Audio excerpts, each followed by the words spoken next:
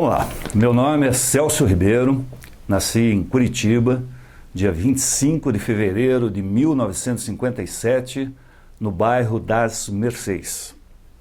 Meu pai chama-se Valdir Ribeiro e minha mãe, Adela Stari Ribeiro. Meu pai sempre trabalhou com máquinas gráficas, muitos anos na impressora paranaense, sempre trabalhando como mecânico, dando assistência a esse tipo de máquina, né? Máquinas gráficas. Minha mãe sempre trabalhou, sempre em casa, apesar que eles se conheceram trabalhando na impressora paranaense.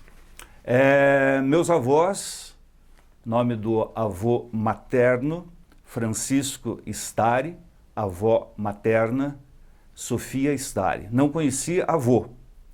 O Francisco, ele veio da Polônia, direto para Curitiba, aliás, direto para Araucária, onde eles foram trabalhar. Ele foi soldado na Primeira Guerra Mundial. Chegou aqui já doente, não estava acostumado ao tipo de trabalho pesado que apareceu por aqui e a sua saúde realmente não o ajudou muito. A minha avó não, a minha avó Sofia, eu convivi com ela há bastante tempo, chamava ela de Batya, que é o nome avó abrasileirado, né? Porque não é exatamente essa a pronúncia no polonês. Gostava muito de passar as férias na casa dela, aquelas semanas que passava de férias, e realmente gostava muito porque a avó tem aquilo, a avó ela faz praticamente todos os gostos, né, dos seus netos. Então, repito, a avó não conheci.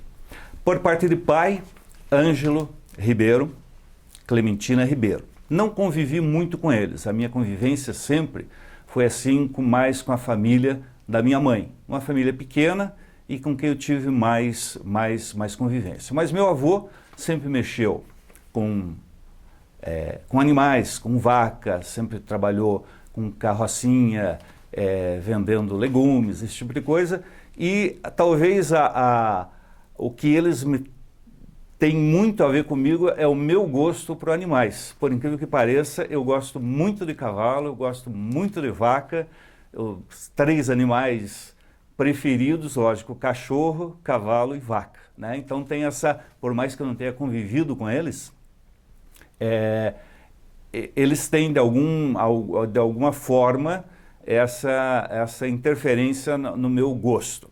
Minha avó era uma pessoa que trabalhava em casa também a vida inteira, teve seus filhos, criou e ajudava num trabalho que era um trabalho bem pesado, né? Bom, voltando agora, vamos dar uma voltada para os meus pais. O meu pai sempre foi uma pessoa assim muito séria, com certeza o que eu mais aprendi com ele foi a honestidade. Ele é extremamente honesto, às vezes até exageradamente honesto, mas foi o que eu aprendi e eu acho que a maior qualidade minha é a honestidade e eu trouxe isso dele com certeza. Além de gosto de fazer trabalhos domésticos, se tiver que arrumar uma porta, se tiver que trabalhar com uma coisa, com cimento, com esse tipo de coisa, faço sem problema nenhum, gosto. Pode ser que eu não faça um trabalho primoroso, mas com certeza eu faço. Não gosto muito de eletricidade, mas também enrolar 2 fios, colocar uma lâmpada, esse tipo de coisa eu faço com certeza. A minha mãe, sempre do lar, mas ela me contava que ela tinha umas passagens interessantes ao ponto, eu não sei exatamente o porquê, mas ela teria sido convidada em um momento da vida dela até para trabalhar em rádio. Se eu não me engano, na época, na Rádio Clube, né? A PRB2 antiga. Sinceridade, na época não perguntei mais detalhes, a única informação que eu tenho é essa.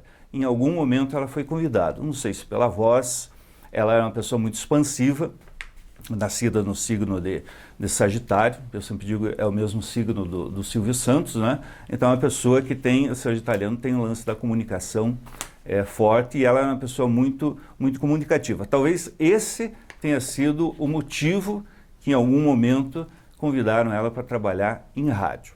Bom, minhas lembranças de infância. Eu sempre me criei na região assim, Dom Pedro II, Ângelo Sampaio. Saí da Dom Pedro II, fui para Ângelo Sampaio. Andei muito de bicicleta, aquela região toda ali, ainda hoje, passando por lá, tem lembranças, por mais que os locais, as casas, uma ou outra existe, mas é um local que me traz muitas lembranças, porque eu passei exatamente, eu saí daquela região aos 19 anos de idade. Então todo o tempo, toda a minha infância, o começo do meu gosto, por exemplo, pelo rádio, começou exatamente ali. Eu nunca fui muito de esportes, nunca fui muito de futebol, tínhamos as nossas brincadeiras de rua, quando pintava o futebol, que não era meu barato, eu entrava exatamente nesse universo de rádio. Minhas primeiras lembranças de rádio, minha mãe ouvindo rádio, num rádio ainda daqueles valvulados, ouvindo radionovela, que eu achava interessante, tem assim uma memória bem forte, uma radionovela Ben-Hur, não sei porquê, exatamente aquela parte em que o Ben-Hur está lá em cima, no topo da sua casa, e ele faz com que uma telha caia e bata num soldado romano. Aquilo me chamou muita atenção naquela época. Vejo hoje os filmes e digo, caramba, exatamente isso daí. E eu sempre tive uma facilidade, assim, muito, por isso que me chamava a atenção essa questão do rádio, a radionovela, justamente porque eu sempre fui muito criativo, sempre tive uma facilidade muito grande daquelas vozes, criar imagens. Então eu estava fazendo a minha imagem, não me lembro se já tinha ido no cinema alguma vez naquela época, mas eu fazia imagem exatamente, o Ben-Hur batendo na telha, a telha caindo, atingindo o soldado romano que ficou brabo, que tentou entrar dentro de casa e tudo mais. E também na parte de música. Não sei porque uma das primeiras lembranças que eu tenho de música é Herb Alpert and Tijuana Brass. É isso que eu me lembro. Pode ser um dos grandes sucessos deles. E me lembro também, meu pai ouvia pouco rádio, mas ele ouvia às noites, não tínhamos televisão ainda em casa nessa época, ele gostava de ouvir muito um programa da Igreja Batista. Poxa, eu não vou lembrar o nome desse programa agora, mas era um programa que tinha toda terça-feira. Eu achava aquilo extremamente chato na realidade, né? Em casa, de noite, sem nada para fazer, o rádio seria a única diversão diferente, tocando uma música, ele ficava ouvindo aquele programa da Igreja Batista. E mais lembranças de rádio, por exemplo. O Omar Cardoso, a minha mãe nunca foi assim de ouvir muita música, mas o Omar Cardoso, por exemplo, ela levava aquele rádio para todos os cantos da casa. Então, ela estava varrendo um canto, o Omar Cardoso estava junto. O Omar Cardoso, e também lembro, eu não conhecia, anos depois eu vim conhecer, Sérgio Luiz Piqueto apresentando um programa chamado Hit Parade musical, alguma coisa assim, se eu não me engano, na Rádio Independência. São coisas assim bem fortes na minha cabeça. Depois passou essa fase, veio a fase da televisão, aí a televisão começou realmente a empolgar, né?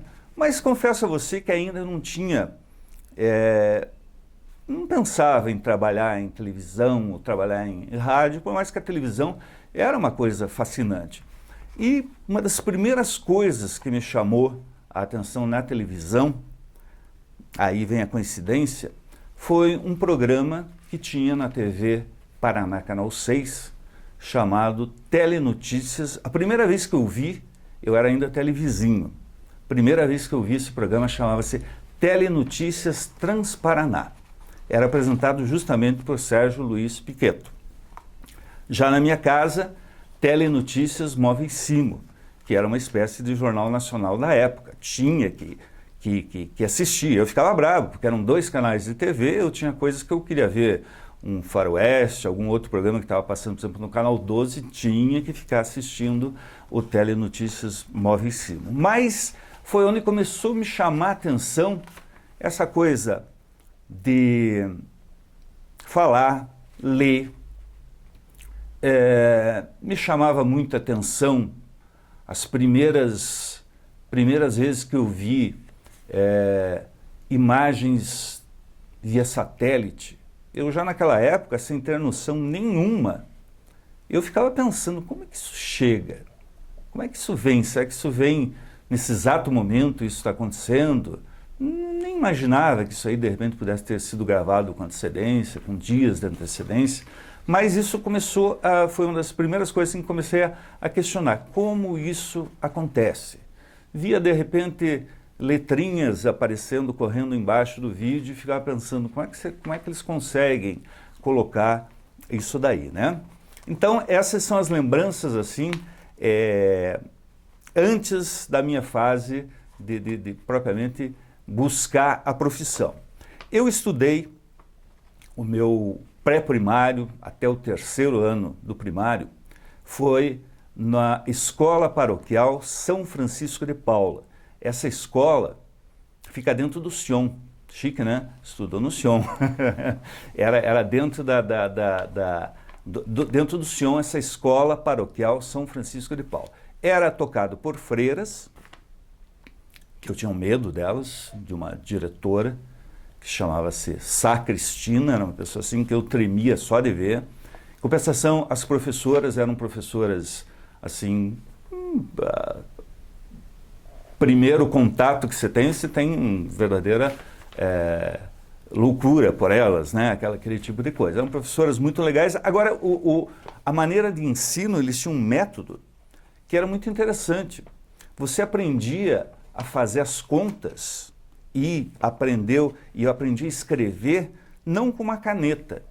Elas tinham umas letras que eram recortadas em cima de lixa.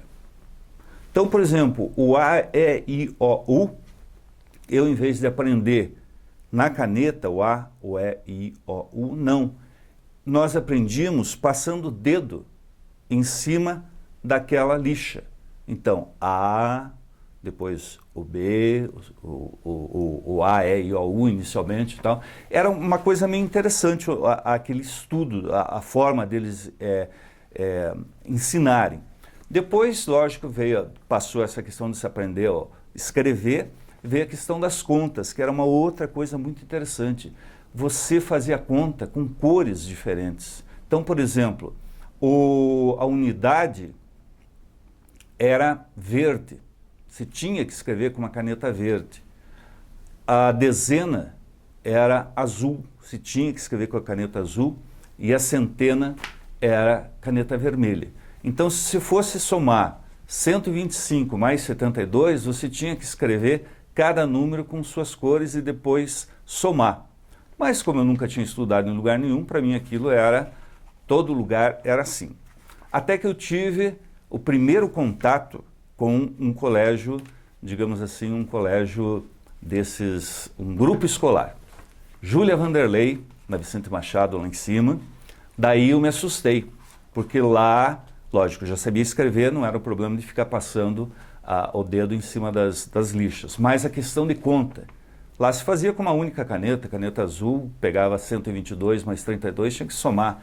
Uau, aquilo me assustou muito, eu fiquei assim, eu levei um tempo para me acostumar, mas eu fui muito feliz no grupo escolar, porque não tinha aquela coisa de clausura ali, clausura aqui, não pode entrar aqui, não passe daqui, né? Era outro tipo de coisa, andávamos de guarda-pó branco, enquanto que lá no Sion, por exemplo, era mais ou menos assim, primário era uma camisa que tinha que ser xadrez, ela tinha que ser verde. Daí a hora que se ia no pré, vamos supor, a hora que se foi tinha que ser azul. Então era um uniforme bem estranho, era tudo bem diferente, né? Mas o grupo escolar realmente foi a minha primeira felicidade, assim, quando saí do Sion, digo, caramba, né? Pensei, acho que cá comigo, assim, existe um outro mundo diferente daquele. E lá eu tive, assim, o primeiro contato, eu sabia quem era, a pessoa me contou, talvez assim, sem nenhuma, nem imaginando que eu conhecesse, uma menina que estudava comigo, disse que era sobrinha de William Sade, mas ela falou tão normal, William Sade, mas eu sabia quem era o William Sade. Eu digo, caramba, o William Sade é o cara que apresenta o Duchenne Peixe, gincana do Duchenne Peixe no Canal 6. Nossa, aquilo, pô, conheci uma pessoa que é importante, né? Então, mas ainda as minhas lembranças e essa vontade de querer trabalhar no rádio, assim, não existiam praticamente. Depois eu terminei o quarto ano, eu repeti um ano no grupo eu passei todos os anos, fiz inclusive exame de admissão, que tinha que estudar aquele livro inteiro, daí fui para o Colégio Estadual Rio Branco, fiz até o terceiro ano do ginásio, lá repeti o terceiro ano do ginásio, fui um pouco mais para baixo no Grupo Escolar Dom Pedro II, onde daí fiz o terceiro ano de novo, quarto ano, passei, daí fui fazer colégio estadual, 3 anos, fiz análises clínicas no colégio estadual. Mexia com coisas que de repente, sei lá, nós aprendíamos a dar injeção um no outro. Era uma coisa bem interessante. Aí já o rádio já começava a estar um pouco mais forte na minha vida. Eu já em casa, eu tinha uma coisa muito louca. Eu gostava muito daquelas revistinhas TV, programas principalmente, e quando eu via imagens de um estúdio de televisão, com câmeras, com aqueles panelões de iluminação, aquela coisa me chamava muita atenção. E eu comecei a fazer, e eu tinha em casa um mini estúdio de televisão. Para você ter uma ideia, os panelões de iluminação eram tampinhas vermelhas que existia no álcool e no vinagre da época. Um eram maiores, outro eram menores. Eles eram segurados por grampo de cabelo de mulher. Eu abria, fazia com arame, tal, tudo aquilo, fazia mini câmeras. Eu não tinha a questão, lógico, os meus artistas eram soldadinhos de Forte Apache. Então a câmera não tinha mesmo o tamanho eu não tinha esse negócio dessas medidas corretas. A câmera minha era maior do que o soldadinho. Mas o soldadinho ele cantava em microfone, alguns tinham até microfone de lapela, cortado com pregos bem pequenininho, cortado tal, e colocava no soldadinho. Fazia programas, lógico, não cantava, apresentava. Eu apresentava as músicas que os soldadinhos cantavam, eram músicas de um rádio que sempre estava perto de mim. Então, o que eu tinha que fazer? Eu tinha que enrolar o tempo do intervalo comercial da rádio, eu tinha que ficar falando. Para a hora que eu fosse anunciar o meu artista, começar a cantar, tinha que coincidir a hora que o rádio fosse cantar. E aí eu comecei a me interessar um pouco mais por isso. E tinha um pouco mais de idade, podia sair sozinho. Eu comecei a frequentar o estúdio do Canal 12, quando era ainda ali na Emiliano Perneta, onde hoje é o estacionamento. As minhas primeiras visitas lá no Canal 12 foi no Clube do Capitão Furacão.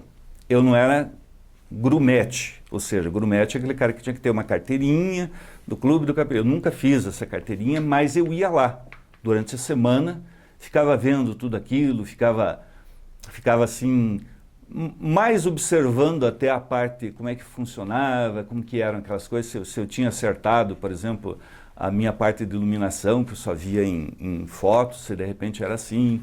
Eu tinha uma curiosidade muito grande para saber o que tinha atrás do cenário, um dia pegar um roteiro de um programa, Essas coisas me chamavam muita atenção. Uma das primeiras decepções que eu tive foi quando eu vi o Capitão Furacão iniciava o programa dele, que era o Sérgio Queirolo. Ele iniciava o programa dele num barquinho, lógico, era meio barquinho, com um leme, e daí eles misturavam umas imagens assim, na época não tinha muitos recursos, né? Era o capitão e umas imagens de Paranaguá, provavelmente, assim, então. Aquele leme do coitado do barco do Capitão Furacão era extremamente pregado, com um monte de prego, com muita coisa que não aparecia na televisão.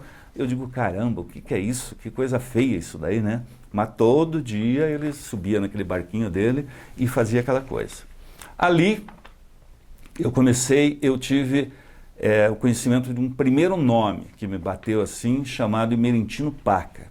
Eu lia nos letreiros, direção de Emerentino Paca, nunca tinha visto ele, ouvia ele tão somente pelos alto-falantes do estúdio. Fora o Capitão Furacão, eu ia também aos sábados num programa que tinha lá chamado Gurilândia, que era um programa onde crianças cantavam. Cantavam assim, época de carnaval, todo mundo se fantasiava, cantavam músicas de carnaval e tal, e eu ouvia essas broncas desse Emerentino Paca. Lidar com criança, imagina um grupo de crianças cantando e fazendo bagunça, e tinha que o programa entrar no ar e tal. Ele dá umas broncas, eu digo, nossa, esse cara deve ser extremamente brabo. Mas antes de chegar aí, deixa eu voltar mais um pouquinho. Tá, terminei o ginásio, fui para o Colégio Estadual do Paraná. Então fui estudar à noite, ou seja, não fazia nada o dia inteiro. E aí, o rádio aí ficou meio forte. Eu comecei a ouvir rádio com muita frequência, a ponto de dormir com rádio de pilha atrás do travesseiro. Então eu ouvia aquilo muito. E aquilo tudo me chamava muita atenção. Me chamava atenção, por exemplo, no Canal 4, no início do Canal 4, eles faziam um programa que era um programa de gincanas entre Curitiba e Porto Alegre, com aquela imagem dividida, meia imagem Jamur Júnior aqui em Curitiba, meia imagem o apresentador lá de Porto Alegre. Aquilo me chamava muita atenção, sempre imaginando como isso faz, como que consegue, como é que eles conseguem fazer isso daí.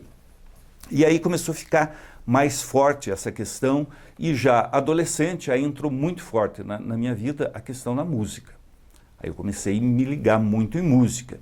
Aí, inicialmente, a rádio que mais me chamou a atenção foi quando surgiu a Rádio Atalaia, né, que era uma música, um comercial, música comercial, aquilo o dia inteiro. E eram músicas bem populares na época, artistas populares como Aguinaldo Timóteo, Diana, ou seja, hoje aquilo que a gente chama de brega é o que na época realmente fazia sucesso e aquilo que eu via. Eu chegava ao ponto da minha bicicleta em amarrar um rádio no guidão da bicicleta e ficar o dia inteiro andando com aquilo para cima e para baixo. E já começou a me chamar a atenção. A rádio, eu descobri que a rádio ficava na rua Doutor Muricy. Eu não tinha meios para ir lá e também tinha um pouco de vergonha de ir lá e tal.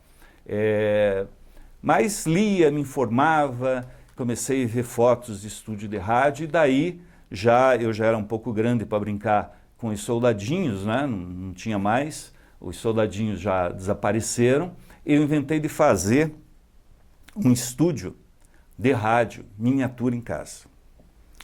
Eu primeiro fiz um microfone com cartolina, redondo, com a parte da frente, parecido com microfones que eu via em programas de TV, com pedestal. Com uma máquina de escrever, eu copiava textos. Eu já tinha ganho meu primeiro gravador, aqueles transcorder que você tinha que ficar cheio de... Gravava alguns comerciais cantados, chamados jingles, gravava numa fita, e gravava outros que eram textos que os caras liam na rádio. Esses textos, eu copiava eles para fichas minhas e ficava. Então eu tinha uma fita, fitas que eram com músicas, fitas que eram com comerciais. Então a rádio que eu fazia é o seguinte, eu lia um comercial, daqueles que eu copiei, Enquanto isso, eu pegava uma fita de comercial dos jingles, colocava no gravador, terminava aqui, apertava esse. Depois terminava aquele, ia para um outro texto, daí pegava uma fita com música, punha no gravador, terminava e agora vocês vão ouvir tal. É uma coisa doida, ninguém, às vezes pessoas, eu já tinha meus 16, 17 anos, às vezes ficava até estranho, mas gostava daquilo. Até então não tinha tido assim nenhuma experiência muito mais próxima de estar dentro de uma rádio, com exceção de uma vez que fui buscar um brinde na Rádio Cruzeiro do Sul, um brinde que uma prima minha ganhou, eu fui lá com ela, mas vi tudo rapidamente. Nessa época em que eu já brincava, que tinha esses estúdios, surgiu em Curitiba, para um cara de 17 anos, a rádio que era considerada, assim, para mim, foi a melhor rádio AM feita em Curitiba, chamada Rádio Iguaçu. A frequência dela era 560, pertencia a Paulo Pimentel, ficava dentro do Canal 4. As primeiras chamadas que eu vi dessa rádio no Canal 4 me chamou muita atenção. Nem sabia que ela era a antiga Guaracá, tal, e eu já tinha ouvido Guaracá, mas não sabia que ela era a Rádio Guaracá. Primeiras chamadas no Canal 4 eram chamadas bonitas, tinha um cavalinho, um cavalo alado, assim, aqueles filminhos bem arcaicos lá dos anos 70, e com uma série de músicas de fundo, aquilo, uau, me chamou a atenção, comecei a ouvir a rádio e fiquei fascinado com a rádio. Caramba! Eram músicas internacionais, o meu conhecimento de inglês era quase nulo, mas tentava, de vez em quando achava algumas fotos de capa de disco, eu sempre fui mania de ler e pelo menos achar que estava lendo corretamente. E aquela rádio, comecei a ouvir aquela rádio, e o que mais me chamou a atenção naquela rádio, pela terceira vez, reconheço a voz do Sérgio Piqueto, que até então era Sérgio Luiz, porque era o nome que ele usava na televisão. Pô, o cara da Telenotícias Móvel Sim, falando nessa rádio. Daí eu tive que pensar, como é que eu vou chegar lá? Fui algumas vezes de bicicleta lá. Cheguei na portaria, com amigos, tal, tentava querer visitar, mas não deixava. Não pode, precisa de autorização não sei quem e tal. Daí eu digo, vou fazer o seguinte, chegava domingo, eu acordava cedinho, pegava o ônibus, ia até a missa do Canal 4. Na missa eu sabia que as pessoas podiam entrar. Entrava na missa, via lá o Padre Pio rezando.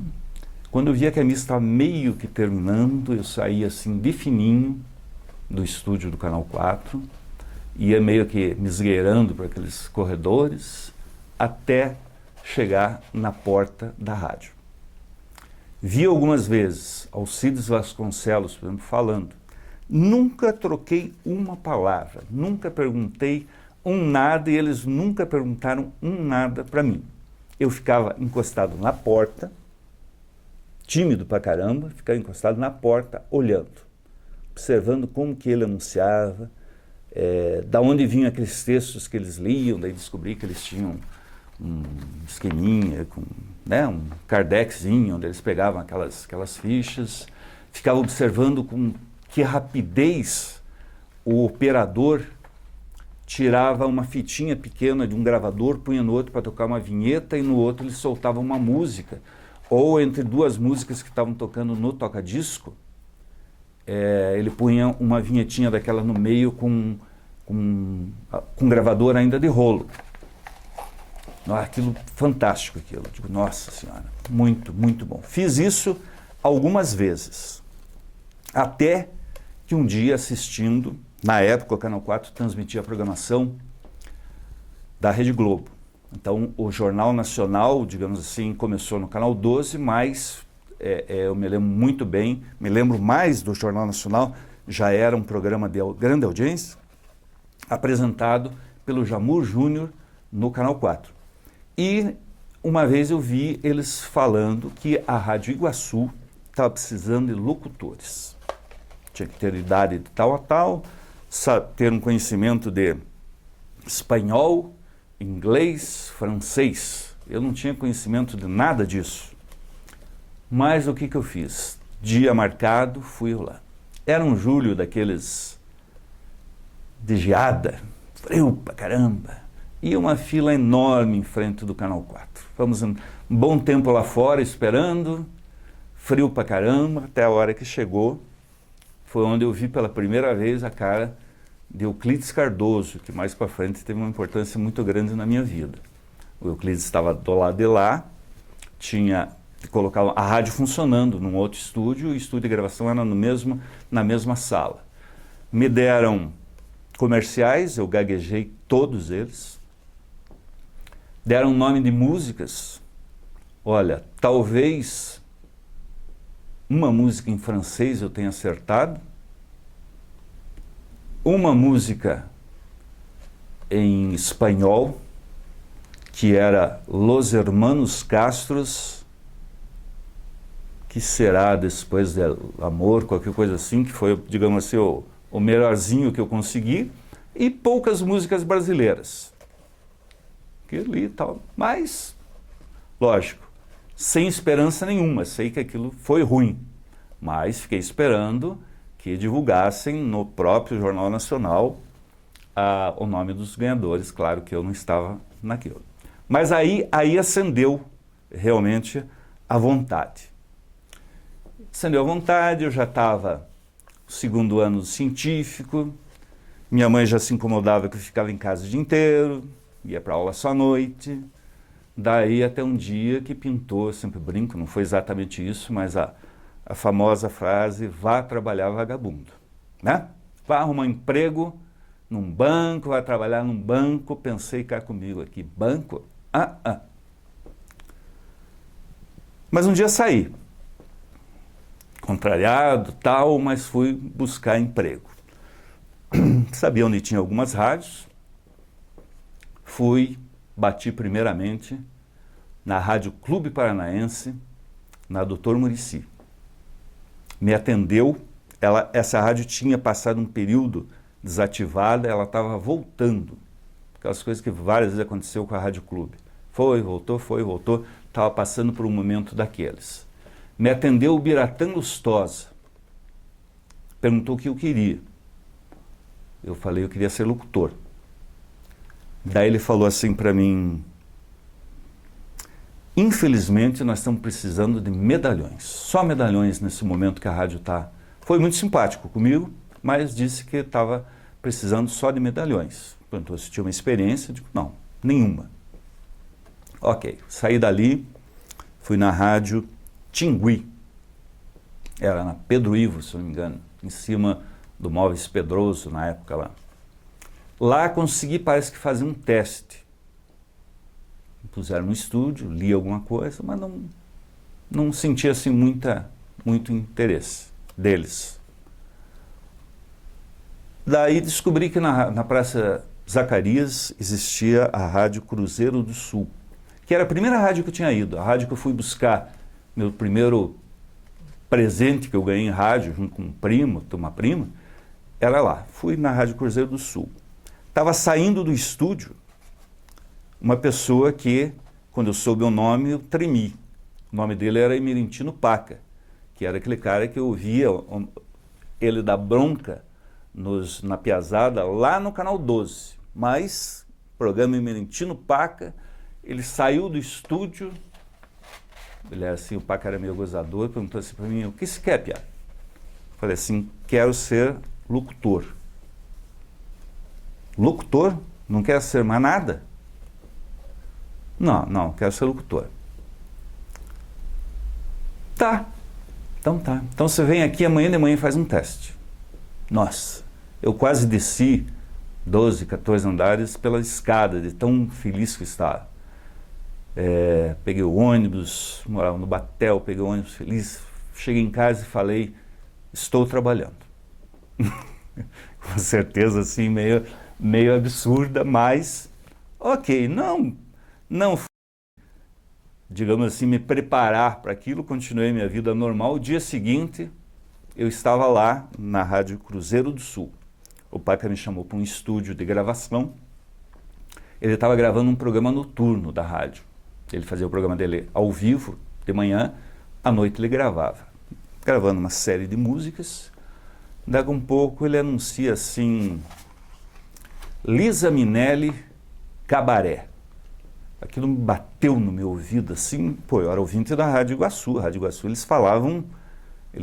todos falavam muito bem. E lá eles anunciavam Liza Minnelli. Eu digo, caraca, e agora? Nunca perguntei para ele se ele fez um teste comigo, mas, por coincidência ou não, ele me entregou a mesma folha que ele estava gravando para eu gravar. Soltou um gravador, bababá, apareceu a Liza Minnelli. E agora? Aquela coisa assim, questão de segundos. E agora?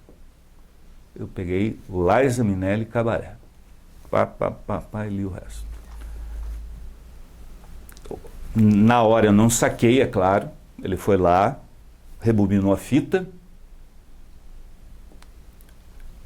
ouviu, passou aquela parte da Liza Minnelli e foi em frente. Ele falou, pensou um pouco e falou assim, tá bom, você começa hoje às 4 horas da tarde. Caraca, e aí, o que eu vou fazer? Mas fui para casa feliz. Estou trabalhando em rádio, né? Estou trabalhando em rádio. Daí já fui procurar fazer uma carteira profissional, aquele tipo de coisa e tal. Chegou 4 horas da tarde, terminou o programa que estava no ar e vinha um programa, eles diziam que era via satélite, porque o satélite na época era chique, as coisas servindo, era um programa chamado Programa Luiz Aguiar. Só que ele era, na realidade, eles recebiam 5 fitas, cada dia da semana era uma fita. E eu tinha que entrar no ar, a primeira coisa que eu falei foi agora, aqui na Rádio Cruzeiro do Sul, Programa Luiz Aguiar, via satélite para o Brasil. E o operador soltava a fita do outro lado. Aí foi meu começo de rádio. Nunca ele me chamou a atenção de absolutamente nada. Ele nunca disse para mim, faça assim, fale assim ou fale assado. Eu achava que estava, né, fazendo e acontecendo. E fui ficando, mas lógico, eu queria saber no meu primeiro salário. Daí, já tinha tirado minha carteira profissional, me enrolou um pouco, que não sei o quê, que não tinha verba e tal. E eu queria salário. E não pintou salário. Contou mais uma história para mim, eu achei por bem não continuar. Fiz uma coisa não muito profissional, larguei, não vim trabalhar em tal dia sem avisar. Simplesmente eu não fui trabalhar. E continuei procurando emprego em outros lugares. Descobri que tinha na rádio, no edifício Asa, tinha a Rádio Independência. Cheguei lá. Mesma pergunta. Entrei, deixaram entrar. Na Clube, por exemplo, eu não consegui pôr o pé para dentro da rádio. Na Rádio Independência deixaram entrar, fui na sala de um diretor, não tenho nem ideia quem seja, perguntou para mim, o que você quer ser? Você quer trabalhar no quê? Locutor. Locutor?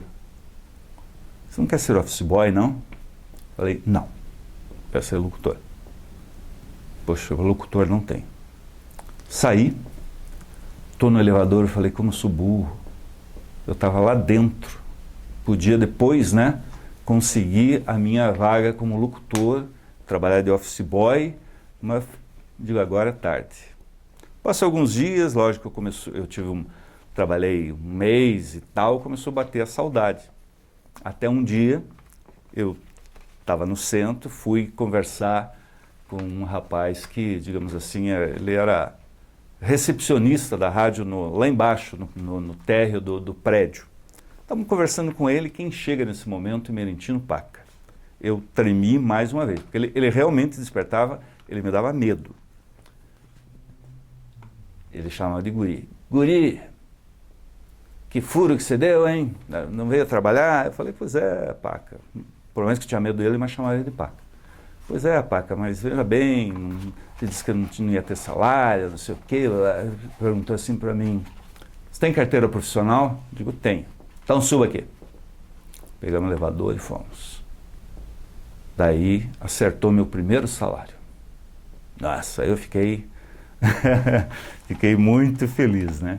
E aí foi um período assim, tipo, isso aconteceu num dia 11 de dezembro de 1973. Entrei, pediram minha carteira e voltei a fazer as coisas que eu fazia. Aí foram começando a aparecer outros programas, chegava final de semana, todo mundo queria descansar, era eu que ia para o microfone, ficava a tarde inteira na rádio, não reclamava, era uma felicidade muito grande, né? E estou eu, lá na Rádio Cruzeiro do Sul, ela tinha um slogan que eu tinha que falar toda hora, que era Rádio Cruzeiro do Sul, 1320 kHz com muito amor. Esse era o slogan da rádio. Cheguei a fazer algumas coisas, cheguei a fazer noticiário na hora do almoço com o Paca. O Paca lia uma notícia, eu lia outra. Eu tremia, mas eu lia. E as notícias eram Gillette Press, recortado do jornal, colado. Então, se você não lesse antes e aparecesse conforme radiofoto acima, você lia. Como algumas vezes, com certeza aconteceu, e levava uma bronca dele. Eu ficava tremendo. Bom, lá, lógico, conheci pessoas, fiquei amigo com uma pessoa que trabalhava na discoteca e comecei a me interessar pela parte de programação musical. Entender como que era feita uma programação musical. Minha paixão ainda era microfone. Mas comecei a gostar de mexer com música, ver disco novo que estava chegando, tal, aquelas coisas. E essa pessoa chamada Kleber Araújo, ele era o programador da rádio e também divulgador da RCA Victor aqui em Curitiba na época. Aliás, durante muitos anos ele foi divulgador da RCA Victor e depois, mesmo quando a RCA acabou aqui, ele continuou sendo divulgador da BMG Ariola. E a gente ficou amigo e ele começou a deixar eu fazer a programação dos programas que eu apresentava. Então, às vezes errava, ele me chamava atenção. O Paca nunca me chamou atenção na questão de locução. Nunca me disse assim ou assado. O que eu fazia, engrossava a voz e tal, aquela coisa, então, tudo bem. Agora o Kleber me cobrava muito a questão de programação. Às vezes programava uma música que era um gosto meu, reclamava, isso aí não é para ouvintes da Rádio Cruzeiro do Sul, isso aí é ouvintes lá da Rádio Iguaçu, tal, aquele tipo de coisa. Mas tudo bem. Um dia ele me convidou, tinha um bom tempo para voltar ao ar, né? Tinha feito de manhã, tinha espaço meio-dia até 3 ou 4 horas da tarde, me convidou para ir com ele, levar o suplemento da RCA para a Rádio Iguaçu. Na hora, vamos, seria a primeira vez que eu voltaria na Iguaçu depois daquele teste de locução que fiz lá atrás. Cheguei com ele, pegamos um ônibus na época, fomos até o Canal 4, entramos e fomos entregar esse suplemento. Eram bastante LPs na época, para o programador da rádio chamado Clemente Norberto Jäger. Entramos na discoteca, que para mim já foi entrei na discoteca da Rádio Iguaçu, muito LP, muita coisa, era um lugar legal lá, sabe? E o Clemente, e eu sempre observando, o Kleber inclusive sempre falou para mim que naquela época eu observava mais do que falava, que acho que era mais interessante observar do que falar, eu observava muito. E estou ouvindo a conversa dos dois e olhando tudo, como é que funciona, o Clemente fala para o Kleber assim, Kleber, as duas meninas estagiárias que trabalham comigo aqui, terminou o estágio delas, elas não vão continuar. Eu estou sem ninguém para bater programação para mim, cara. Conhece alguém? Kleber olhou para mim. Eu gelei na hora. Ele falou assim, conheço e me responsabilizo. Está aqui. Caraca. Daí o cara perguntou para mim, o Clemente perguntou se quer? Aham, quero. Então tá, amanhã cedo aqui. Pô, mas eu tinha um problema. Não, amanhã à tarde aqui. Ok, saímos, Kleber, mas eu tenho lá a rádio. Não, vamos inventar. Deu um jeito. Na época eu apresentava um programa que era da 1 até as 2 ou 3 horas da tarde. Eu vinha de manhã para a rádio, ia para casa almoçar, voltava. Antes desse programa da 1 hora da tarde, o Emerentino Paca fazia um programa de esporte com um grupo de pessoas. Eu já tinha alguns amigos na época, operadores e tal. Eu digo, cara, como é que eu vou fazer? Eles querem que eu vá fazer lá, trabalhar uns 3 dias lá. Vamos gravar a tua programação de amanhã. Pô, mas eu tenho que estar na rádio, o Paca vai... Não, vamos gravar. Gravamos a programação no dia seguinte, eu ia na rádio, o Paca saía, eu ficava observando pela janela, ele desaparecia na Praça Zacarias, começava o programa ao vivo, dava um tempinho, o cara punha fita para mim e eu saía e ia para a Rádio Iguaçu. Isso deu certo 2 dias. Terceiro dia, voltei para a rádio, o Paca muito bravo comigo, muito bravo comigo. O que tinha acontecido? A fita, tinha dado problema na fita. E aí começou a minha voz a sair de rotação. Ele queria saber, não sei se isso aconteceu, se foi sacanagem de alguém, não sei, mas aconteceu. Por que eu tinha gravado? Daí tive que explicar, eu digo, olha, eu fui convidado para trabalhar na Rádio Iguaçu. Mas ficou muito bravo comigo, fez um documento, tenho isso guardado até hoje, dizendo que estava suspenso. 3 dias de suspensão.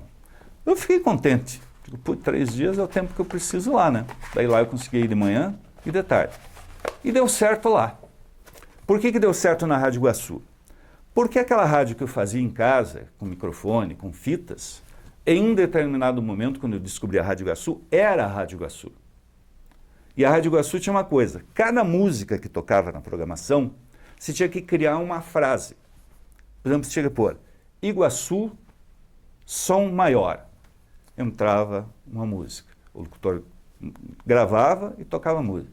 Ia tocar um Elvis Presley, Iguaçu, 670 e o rei do rock. Você tinha que escrever isso. Então eu fazia isso na minha rádio e foi exatamente esse o trabalho que ele me passou lá. Ele me dava pilhas de LPs e compactos e eu tinha que inventar uma frase para cada música que ele determinava que era na programação. Mas passou esses dias, ele disse, ok, quiser trabalhar, pode vir trabalhar. Aí, lógico, fui lá, com um pouco de pena, porque eu estava largando o microfone, né? Fui lá no Paca, pedi as contas, ele me fez trabalhar mais uns 2 dias e falou, então tá. Eu ganhava, assim, vamos supor, 100, fui ganhar 250. Nossa, feliz pra caramba. Comecei a trabalhar lá, primeiro o meu contato era com o Clemente, daí conheci o diretor da rádio, que era o seu Euclides Cardoso. E a rádio continuava assim, para mim, despertando, eu era fascinado por aquilo, simplesmente fascinado. Me sentia assim o máximo trabalhar na Rádio Iguaçu. Já tinha um amigo que era operador, que trabalhava lá, que trabalhou comigo na Cruzeiro do Sul. Então eu não estava assim também tão fora do ambiente, né? Era uma coisa totalmente diferente de lá. E esqueci o microfone. O microfone era uma coisa assim que eu via só de longe. Mas em compensação comecei a ter contato com os locutores da época. Sérgio Luiz, que era o Sérgio Piqueto, que era meu ídolo, eu tremia. O Sérgio Luiz sempre foi um cara assim, por exemplo, uma máquina de escrever, se uma música era assim, vamos supor, Carpenters,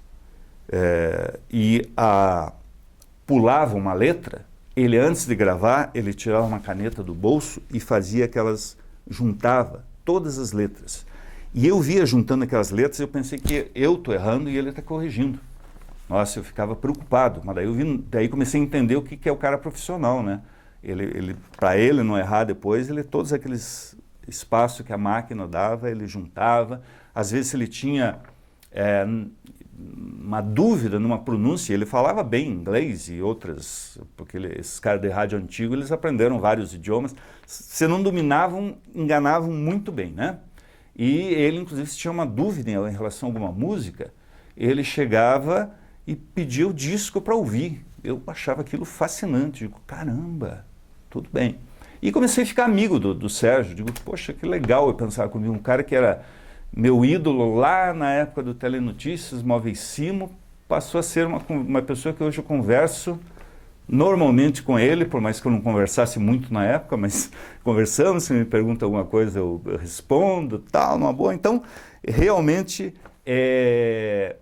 eu estava feliz. Eu estava feliz lá na Rádio Iguaçu. Só para não deixar passar nomes, na Rádio Cruzeiro do Sul ainda, eu trabalhei com Moraes Fernandes, que era uma pessoa que ouvia no rádio, na época de Rádio Emissora Paranaense, um velhinho assim muito simpático. Conheci uma pessoa que ele falava do horóscopo de manhã na rádio. Ele se chamava, na época, Professor Nostradamus. Então, o Professor Nostradamus, eu ia para o microfone, ele era uma pessoa assim, vestia sempre ternos muito bonitos, uma pessoa assim, sisuda, séria, cabelo preto, sotaque argentino. Eu falava, e agora o professor Nostradamus vai nos falar para os nascidos em Peixes, 20 de fevereiro a 20 de março. E o professor Nostradamus dava as previsões para o signo. Anos mais tarde, eu fui rever o professor Nostradamus, já com outro pseudônimo, Henri Cristo. Mas ele antes do pai chegar nele, ele realmente foi professor Nostradamus. Também trabalhei na Rádio Cruzeiro do Sul com Mário Vendramel, na época um grande nome da televisão. Conheci uma pessoa que eu me esmerei muito, mas eu não tinha ainda muita bagagem para tentar fazer o que ele fazia, chamado Roberto Saldanha. Ele morreu muito cedo, mas era um comunicador assim, ele veio de São Paulo, era um comunicador de mão cheia. E também conheci uma outra pessoa, Antônio Carlos Rocha, que eu já conhecia, principalmente ele escrevia algumas colunas na TV Programas, falava justamente sobre música, né? Então conheci essas pessoas. Kleber Araújo, repito, era programador da rádio, um grande amigo, tornou-se até hoje uma pessoa que eu admiro e agradeço muito a ele por ter olhado para mim e acreditado. Ele falou o seguinte, se ele não der certo, eu venho aqui e faço. Então ele botou todas as fichas dele, mesmo sabendo que ele ia perder um ajudante na discoteca da Rádio Cruzeiro do Sul, ele apostou todas as fichas em mim na Rádio Iguaçu. Bom, Rádio Iguaçu foi passando, até que chegou a época de me alistar no Exército, fui para o Exército e tive que largar a Rádio Iguaçu.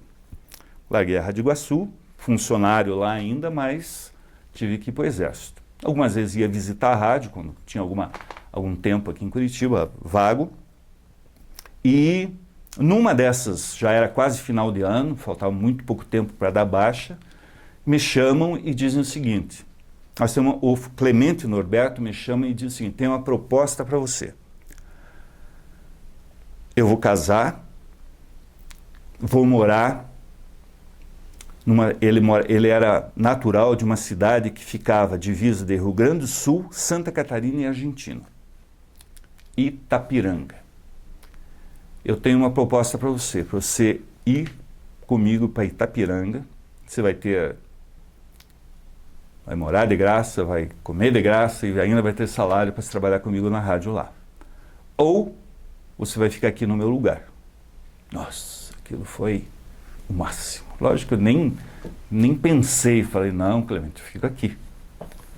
Bom, eu tive que terminar o ano, servir, dar baixa. Quando eu voltei para a rádio, as coisas já estavam meio que se encaminhando para ele casar, tal. E fizeram perguntas para mim, assim, por exemplo, O Euclides chegou para mim e disse, quer ficar no lugar do Clemente? Opa, claro que eu quero. As coisas assim que você fala e você pensa, por que eu falei aquilo? Quanto você quer ganhar? Eu ganhava, vamos supor, 200. Quanto você quer ganhar? Eu quero ganhar o meu. Eu vou fazer o que o Clemente faz? Sim. Então eu quero ganhar o que ele ganha. Nossa! O cara tinha 10 anos de rádio. Então você vai ganhar, ele ganha 600. Então é isso que eu quero ganhar. Tá, o Clemente casou, foi embora para Itapiranga e eu assumi aos 19 anos de idade a programação da Rádio Iguaçu, que era uma coisa totalmente diferente do que se fazia de rádio em Curitiba. O mais próximo que existia na época, em termos de programação, era a rádio, na época era a Rádio Ouro Verde AM, que hoje é Difusora 590, que era uma programação mais para um público velho, enquanto que a Iguaçu era para um público adulto. Mas eu estava muito feliz da vida. Até que chegou a véspera do dia 26 de maio de 77. Eu fiquei aquela noite até tarde na rádio, ainda tinha disposição de ficar até tarde na rádio, fiquei. Não ouvi nada que tivesse estranho na rádio, não estava acontecendo absolutamente nada de estranho. Fui embora, peguei o ônibus, fui para casa, rádio sempre na cabeceira, dia seguinte cedo acordo, ligo o rádio, começo a ouvir umas mensagens estranhas na rádio. Você, estudante, não sei o que, babá, Rádio Iguaçu te apoia. Rádio Iguaçu, não sei o que. Que coisa estranha isso. Por mais que a Iguaçu sempre foi uma rádio, por ser uma rádio jovem, ela era muito ligada a vestibular, aquelas coisas, passar nome de lista de vestibular. Deve ser alguma coisa, mas gozado que ontem não fiquei sabendo nada disso. Peguei o ônibus, vim para o centro, estava na Praça Tiradentes, para pegar o ônibus das Mercês. O rapaz que me ajudava na discoteca estava no ponto. Falei, Paulo, você observou umas mensagens estranhas hoje na rádio? Ele falou, observei, por que será? Não sei, não sei. Entramos no ônibus, pagamos e sentamos dois no mesmo, né, um do lado do outro. Na nossa frente, talvez o cara tenha ouvido a nossa conversa, o cara abriu um jornal Estado do Paraná na nossa frente que dizia assim, Caçada Rádio Iguaçu de Paulo Pimentel. Isso era dia 27 de maio de 77, tipo 8 horas da manhã. Um olhou para a cara do outro, cara, que loucura. Daí chegamos lá, já estava feito, todo mundo nervoso. Eu tinha uma prima minha que também me ajudava na discoteca, catalogando disco, chorando. Tipo, o que é isso? Daí chegou o seu Euclides, aquela loucura toda. Não, a rádio foi caçada. Foi declarada perempta, que era o termo. O que é perempto? Perempto, a rádio é uma posse do governo, é uma concessão, né? Então o canal, os equipamentos, as coisas, pertencem a um dono. Mas aquele canal pertence ao governo, e o governo se achar, e na época ainda era governo militar, se eles acharem que não é interessante renovar, eles não renovavam. E eles descobriram que a Rádio Guairacá já estava sem renovar.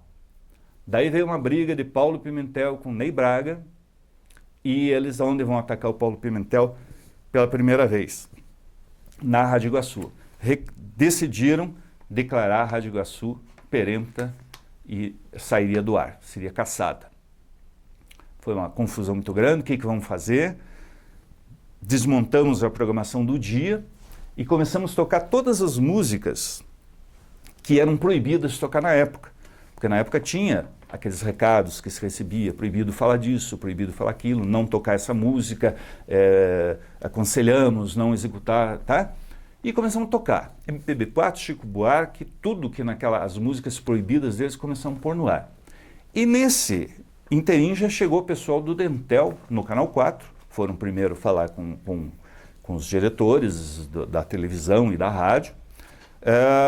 Seu Euclides veio para a rádio, pegou uma máquina azul que ele tinha, maquininha portátil, e começou a escrever aquele famoso texto, que acho que talvez a grande maioria das pessoas conheça, que era a despedida da Rádio Iguaçu.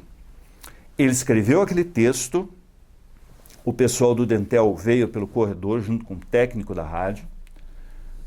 Ele entregou esse texto para o Nestor Batista gravou e eles foram para o transmissor, que ficava não muito longe dali, mais ou menos Vista Alegre, dos Mercedes, aquela região ali. Deu tempo do Nestor gravar a mensagem, colocar no ar uma vez, isso é pouco antes das 11 horas da manhã, rebobinar aquela fita, ou seja, tocar uma música, rebobinar a fita e começar a tocar de novo a mensagem.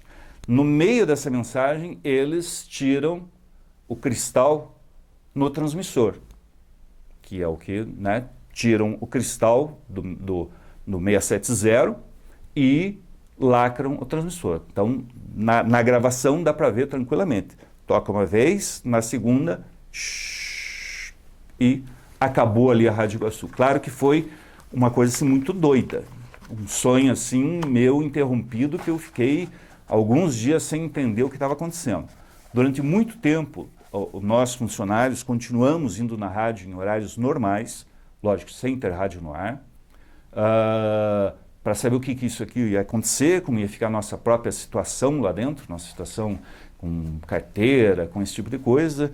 Chegamos a ouvir assim, absurdos, isso eu me lembro que eu ouvi o Paulo Pimentel falando que se o governo voltasse atrás, ele doaria a rádio para nós funcionários. Tudo bem, a gente meio que acreditou, né? Não, ele vai realmente doar a rádio para nós, vou criar uma fundação para vocês, vocês vão tocar a rádio vai sair de vocês. Na realidade, isso nunca aconteceu.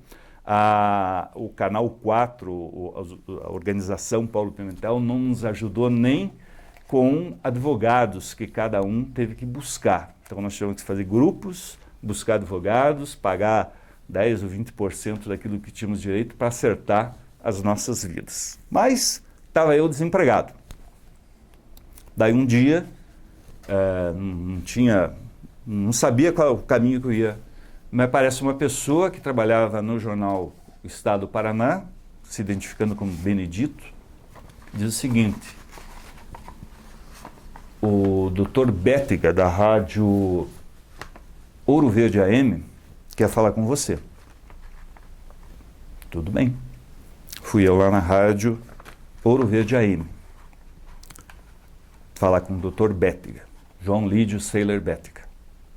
Conversei com ele, ele fez uma entrevista bem pesada para mim, perguntando coisas que eram coisas que eu não me preocupava, por exemplo, na Caiobá, na Iguaçu, porque a Iguaçu era uma rádio assim jovem, uma rádio que não tinha muitas pretensões. Quantas músicas tocam por hora? Nossa, eu posso programa 18, mas nem sempre toca 18, porque tem comercial, aquelas coisas.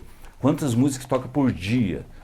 Eu nunca contei quantas músicas eu toco por dia, eu sei que eu vou fazendo programação de hora em hora, até, né? Então essas coisas assim, que tipo de música você gosta? O máximo na época era Queen, eu gosto do Queen. Porque meu tempo de música parou com os Beatles.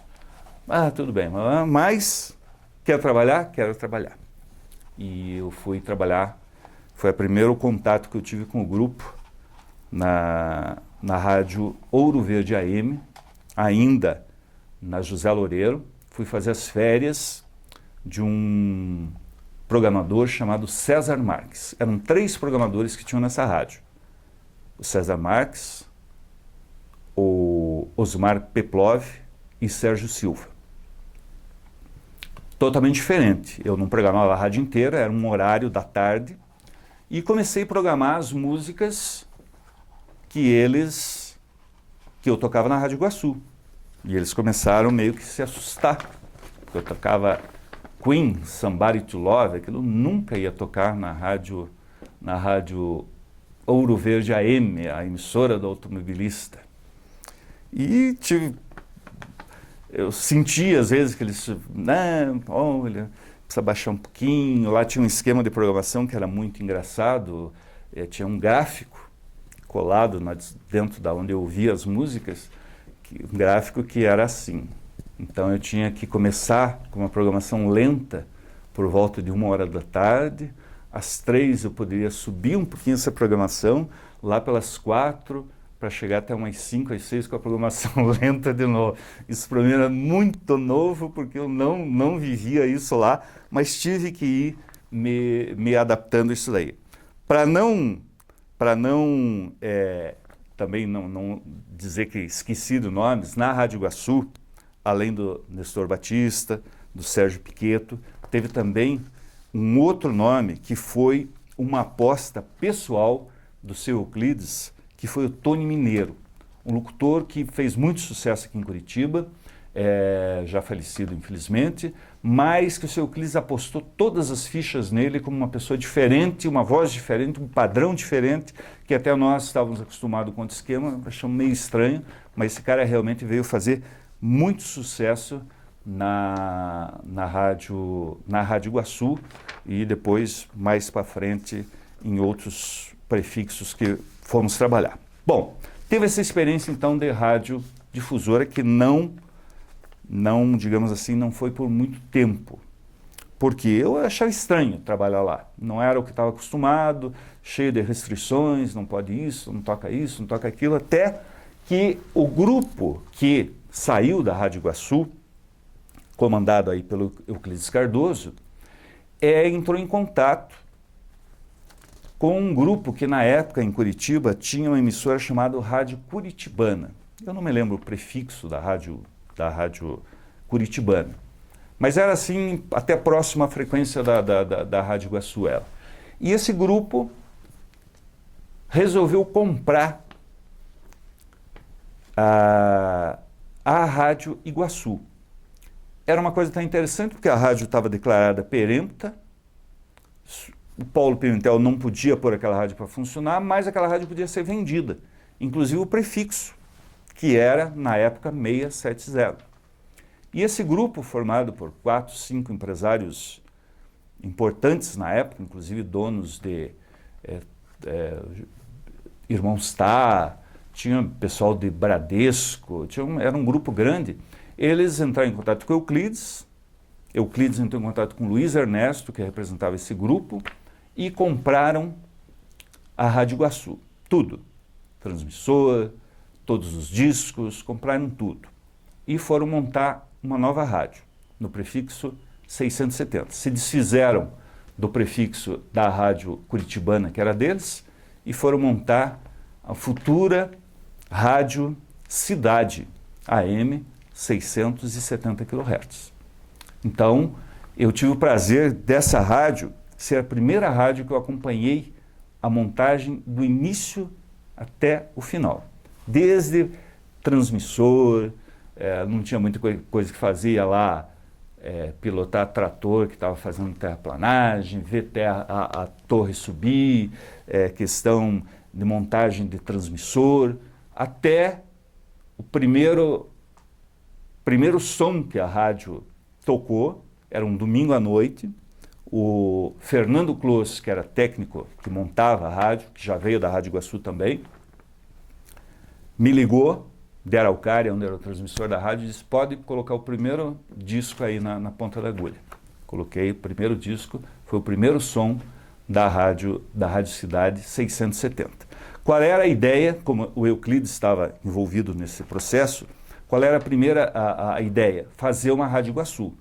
Mas tinha se passado nesse processo praticamente quase um ano. Então tinha que ter algo mais, não podia ser exatamente aquela Rádio Iguaçu. Por mais que foi trabalhar, além do Euclides comandando, eu fui trabalhar, foi o Sérgio Piqueto, foi o Nestor Batista e foi também o Tony Mineiro trabalhar naquela rádio. Resolvemos fazer uma nova rádio para um público jovem com uma outra linguagem, um pouco mais aberta, um pouco mais... E criamos a Rádio Cidade, que também fez muito sucesso. Foi onde o Tony Mineiro realmente pôde mostrar toda a capacidade dele como comunicador. Ele fazia certas brincadeiras, quando ele gostava de uma música e não podia falar que aquela música era um tesão, ele falava no ar um T grandão. Essa aí, Chicago, ou, por exemplo, tinha o grupo Chicago, tocava muito em cima, ele usava trocadilho, Chicago em cima. E isso começou a fazer tanto sucesso, O público jovem, na época, ainda não tinha FM. Só estamos falando tudo rádio AM, né? O público jovem começou novamente a se identificar com aquilo.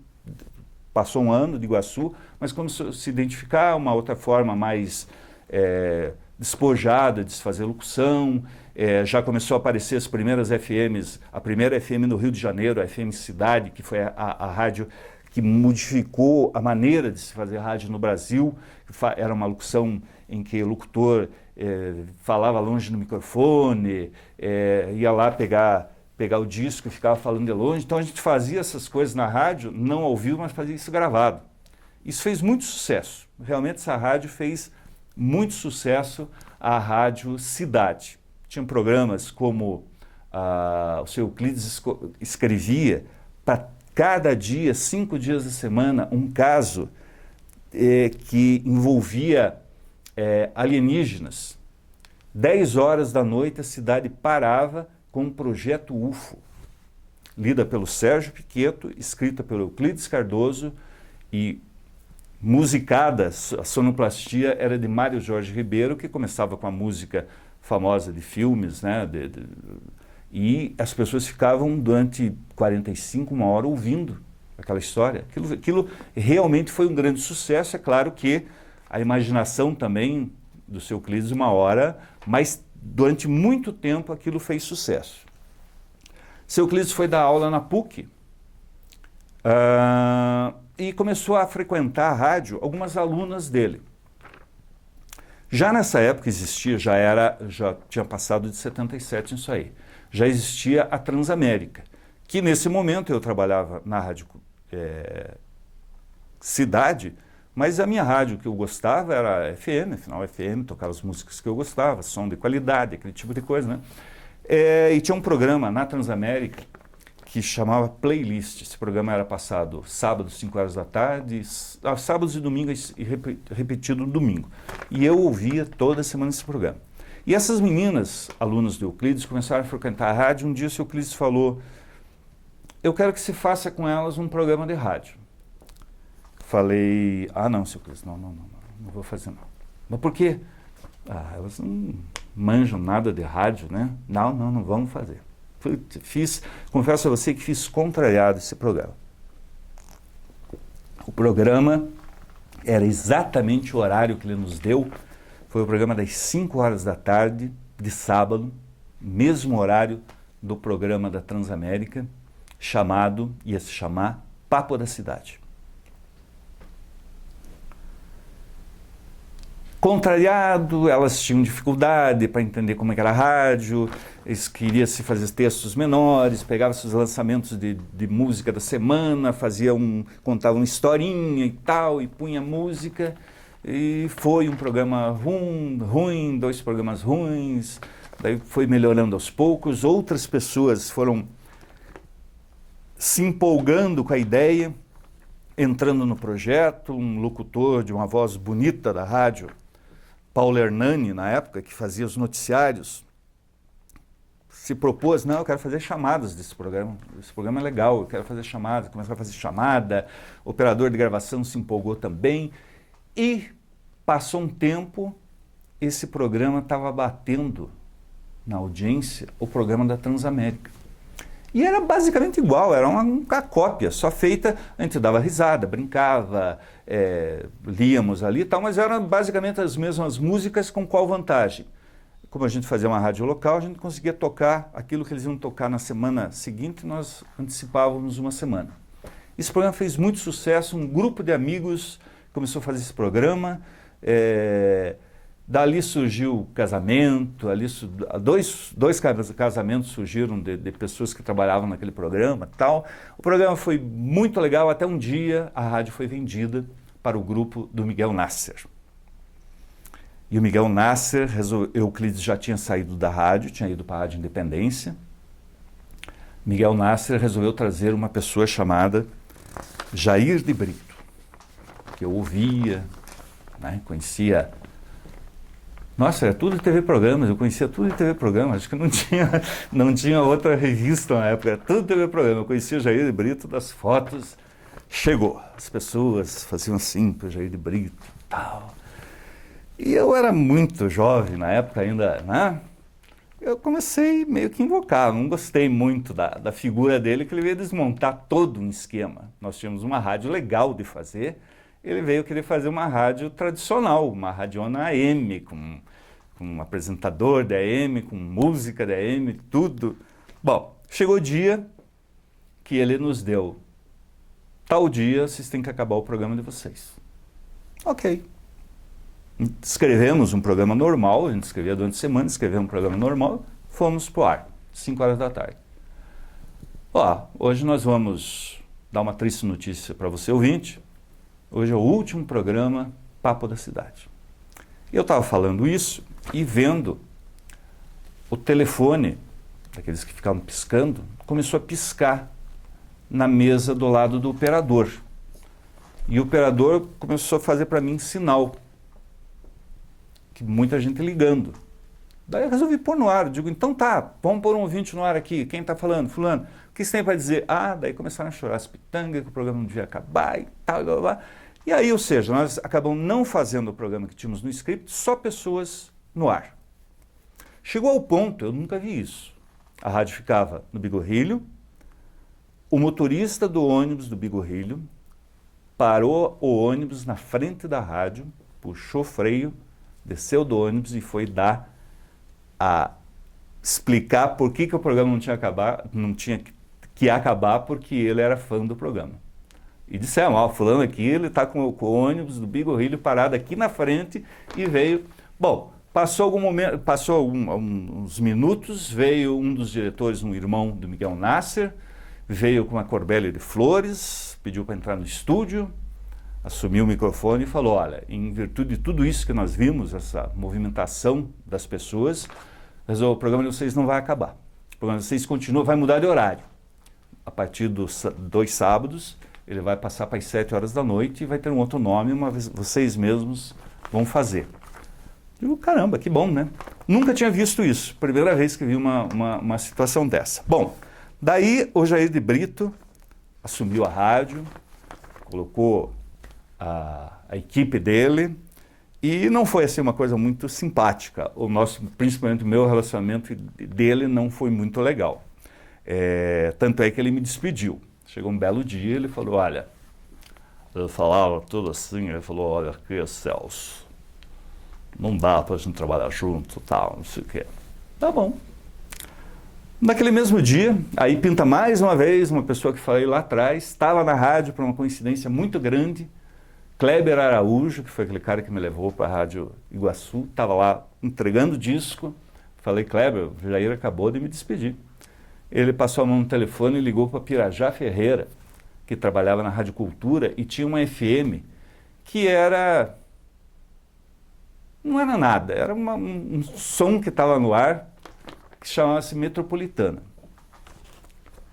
E ele me disse assim, o Pirajá quer falar com você amanhã. Daí fui lá no Pirajá.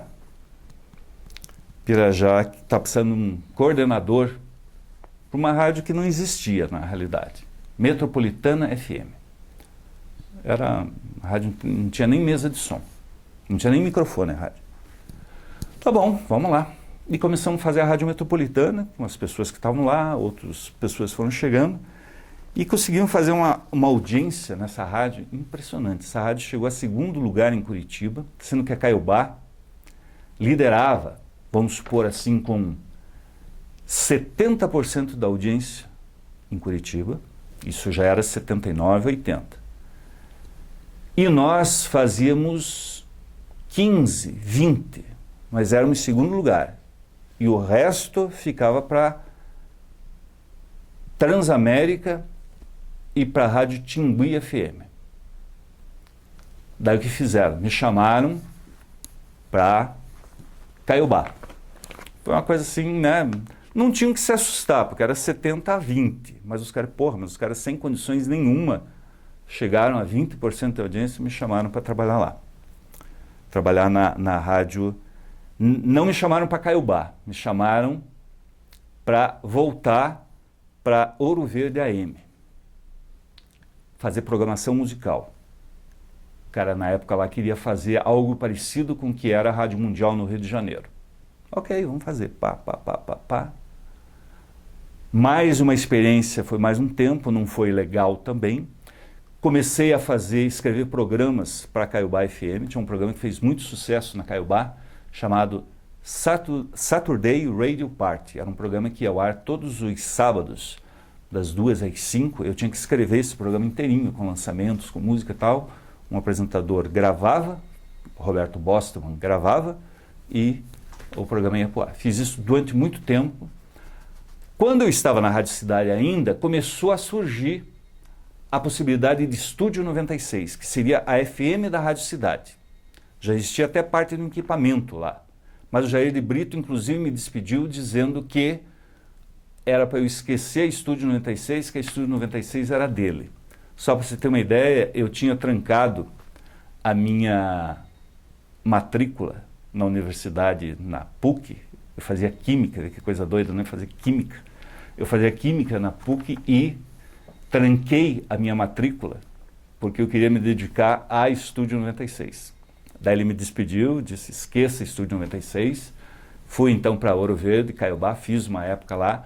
Jair de Brito foi embora, eu voltei para a Rádio Cidade com o Luiz Ernesto para montar a Estúdio 96. Para você ter uma ideia, desde a logomarca da Estúdio 96, que durante anos ficou no ar com aquela logomarca, foi concebida, criada por um amigo meu que desenhava e sabia imprimir em camisetas. As primeiras camisetas, nós compramos as camisetas, ele queimou a tela, fez a serigrafia e nós desfilávamos em Curitiba, que nem 3, 4 bobos, uma rádio que nem existia ainda, mas era uma rádio que estava começando a montar, né? Então daí a rádio começou a criar corpo, comprar um transmissor, tinha que criar uma programação, daí a rádio ia ficar nas minhas mãos. Você vai criar. Digo, bom, Luiz Ernesto, eu vou fazer a primeira rádio com DJ em Curitiba. Ah, mas isso é difícil. Não, eu vou fazer. Primeira rádio em que o próprio locutor vai operar a rádio, eu vou fazer. Viajava muito para o Rio, ia na Rádio Cidade do Rio de Janeiro, que era a rádio até então que todo mundo olhava para ela e tentava buscar, fazer alguma coisa parecida, ia lá, observava como era marcado os cartuchos, como que era marcado o nome de música, como é que era a disposição de toca-disco, microfone, porque era uma novidade, né? Aqui não tinha ninguém que fizesse isso. Pintou a rádio Cidade mudou-se do Bigorrilho, veio para o Alto da 15, o Luiz não acreditou em mim, criou uma sala para locução e uma sala para operação. Eu falei, não, a sala de locução vai ser minha sala, essa rádio vai funcionar ali sozinha. E começamos. O técnico Fernando Close montou todo o equipamento de estúdio e nós começamos a treinar com locutores, por exemplo, Adelmo Freire, que fazia comigo já o Papo da Cidade lá na Rádio Cidade, um carioca, veio do Rio de Janeiro, apaixonado por rádio, veio aprender a fazer rádio aqui, trabalhava no Rio dentro da JB, mas trabalhava na parte administrativa. Mas o fascínio da Rádio Cidade nele foi muito grande, veio fazer rádio comigo aqui em Curitiba. Nelson Martins, que é um locutor que até hoje trabalha na CBN todas as manhãs, Ademir Cardoso, que trabalhava na Rádio Cidade como discotecário, e o Tony Mineiro, que é o cara que trabalhava conosco na Rádio Iguaçu. Montamos a Estúdio 96, a FM da cidade. Esses locutores tiveram pela primeira vez em Curitiba um mês para aprenderem a mexer na operação e tudo mais. Eles faziam horários na rádio, como se a rádio estivesse no ar, para operar, para soltar um toca-disco, para soltar comerciais ainda na época, tudo de cartucho, aquele tipo de coisa. Um mês até que a rádio entrou no ar. Colocamos a rádio no ar e ela não virou um grande sucesso, mas se tornou uma rádio bem interessante, quase que uma rádio alternativa, por mais que ela não tinha uma programação alternativa. O sonho era brigar com o Caiobá, que era o primeiro lugar, e com a Antena 1, na época, que fazia uma programação jovem.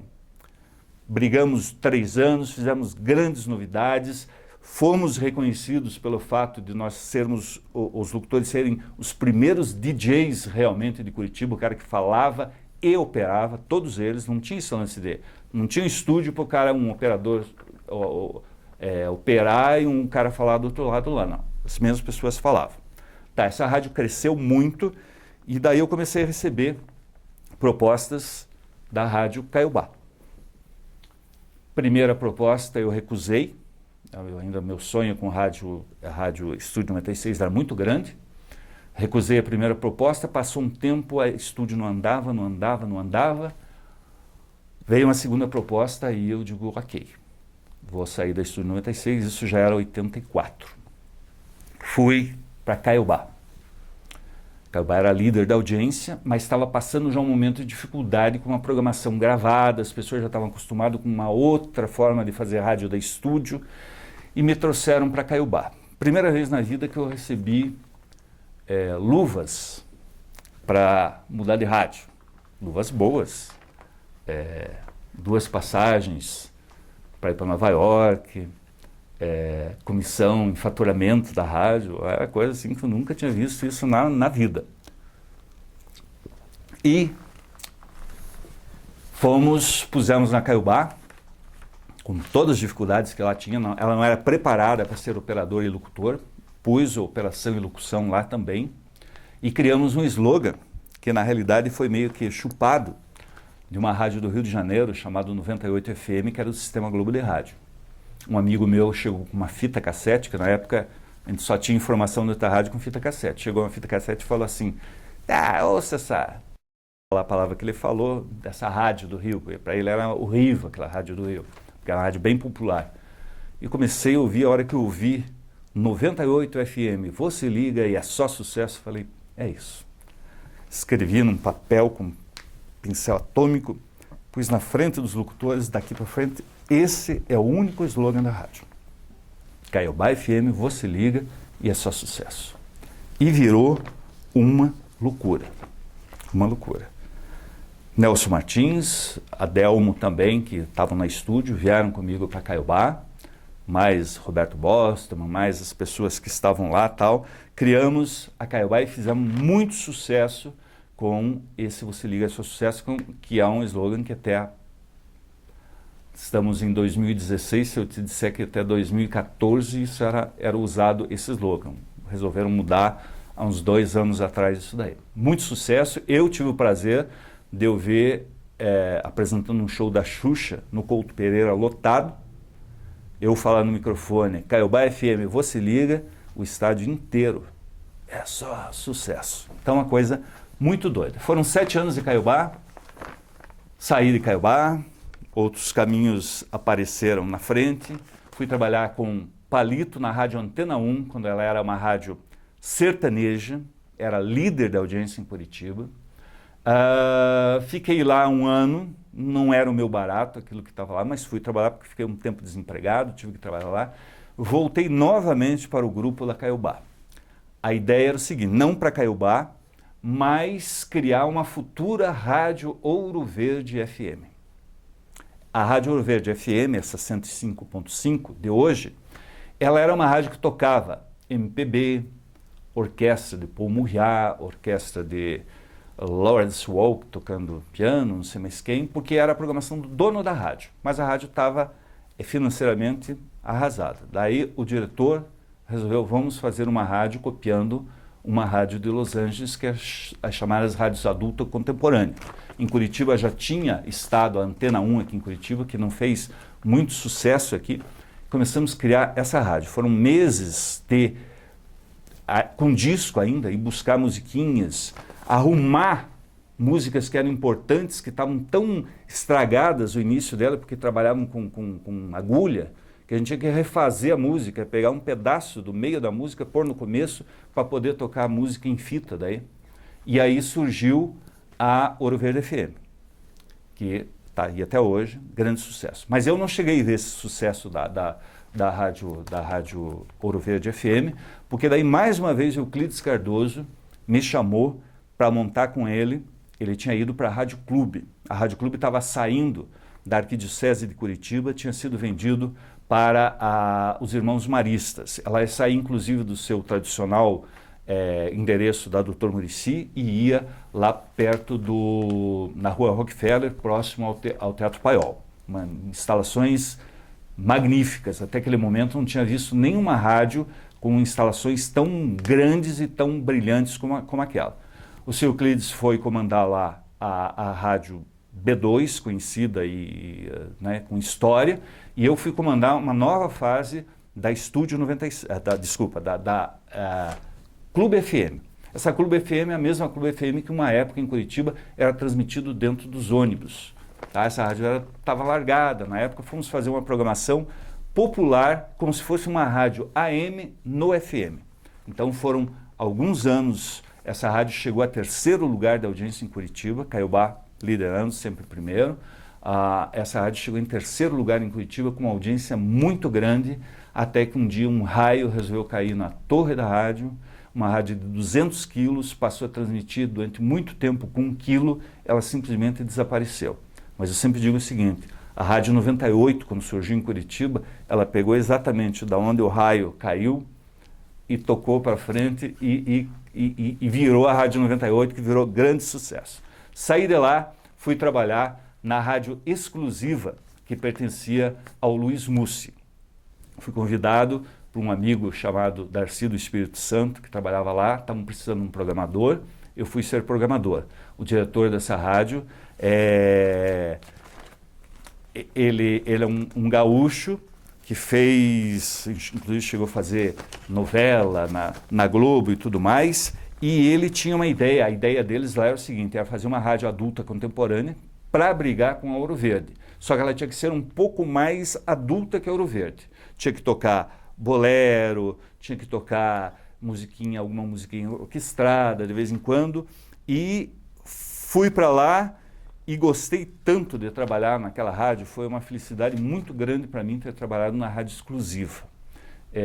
Foram alguns anos até que o Luiz Mussi resolveu de vender, depois de um raio também. Você vê, os raios são terríveis na radiodifusão. Um raio queimou todo o equipamento dentro da rádio, ele gastou uma grana para fazer tudo funcionar de novo, ficou acho que meio chateado, resolveu vender essa rádio para o grupo da Transamérica. Essa rádio, então, a rádio exclusiva, que é uma rádio que marcou época em Curitiba, ela hoje é a Transamérica Light em Curitiba.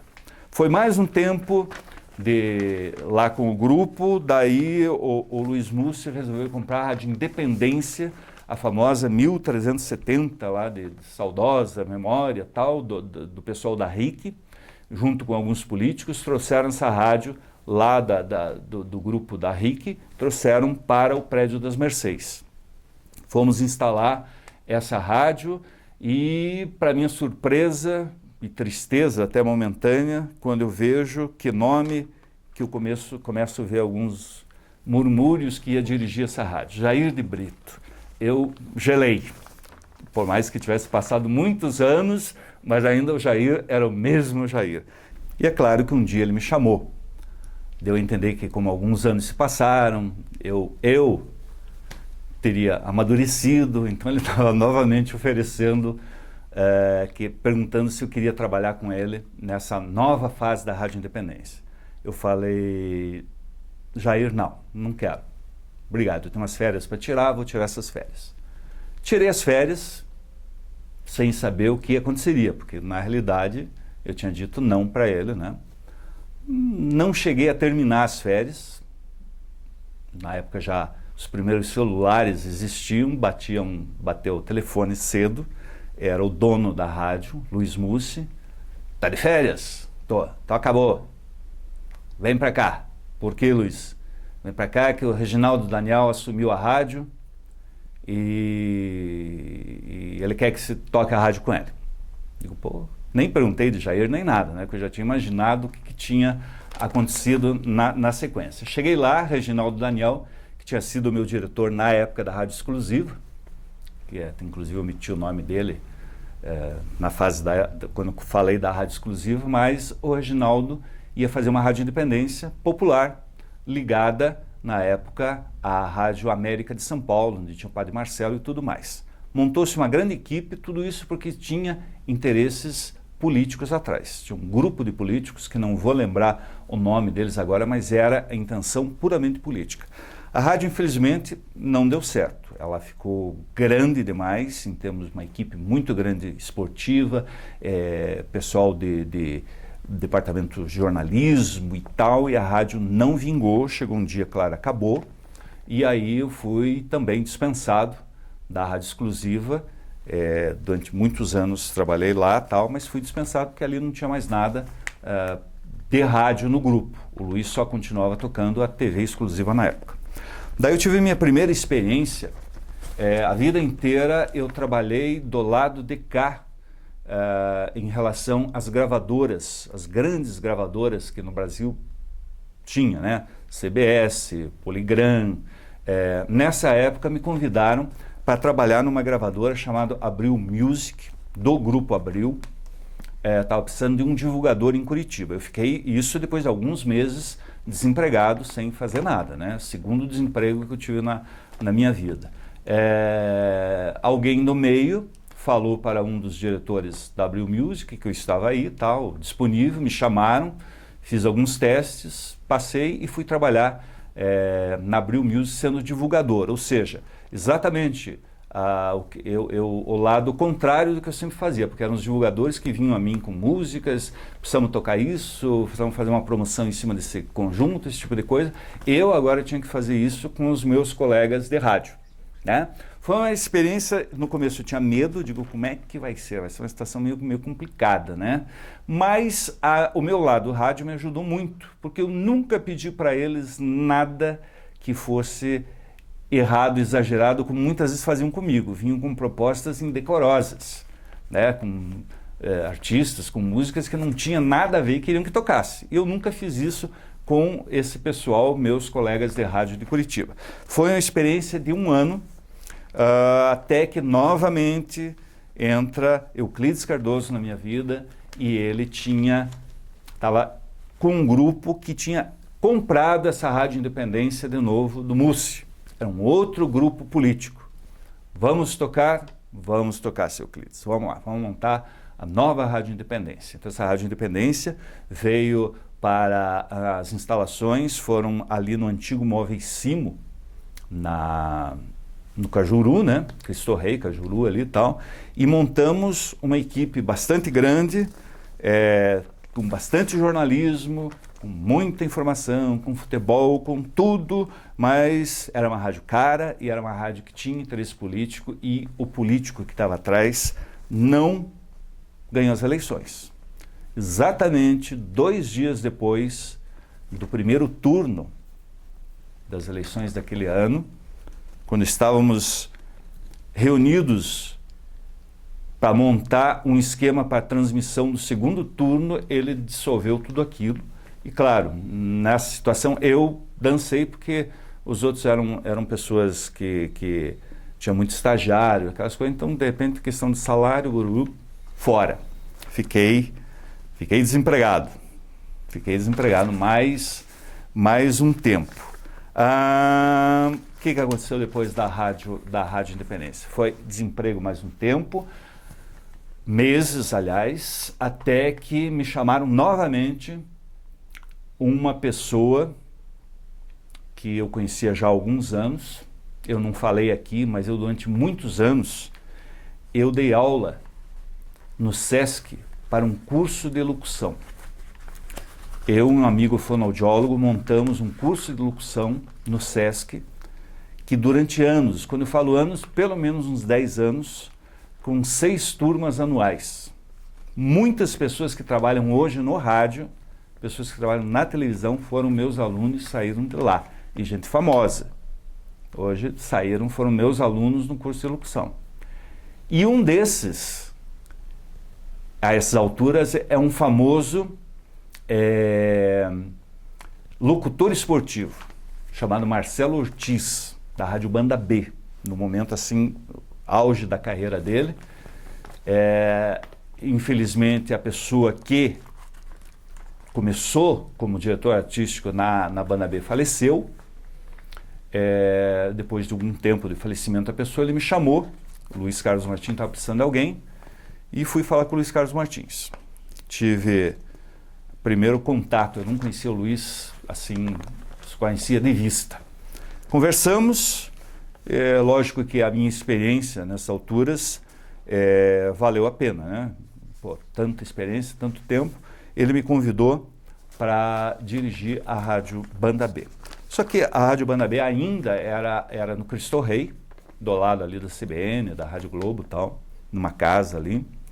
A Rádio Banda B é o seguinte, a palavra diretor artístico, na realidade lá, era alguém que controlava, que cuidava, porque quem mandava lá era o Luiz Carlos Martins em todas as áreas. Então, você como diretor artístico era mais aquela pessoa que tinha que ficar de olho, as coisas sair, você não tinha muita chance para criar,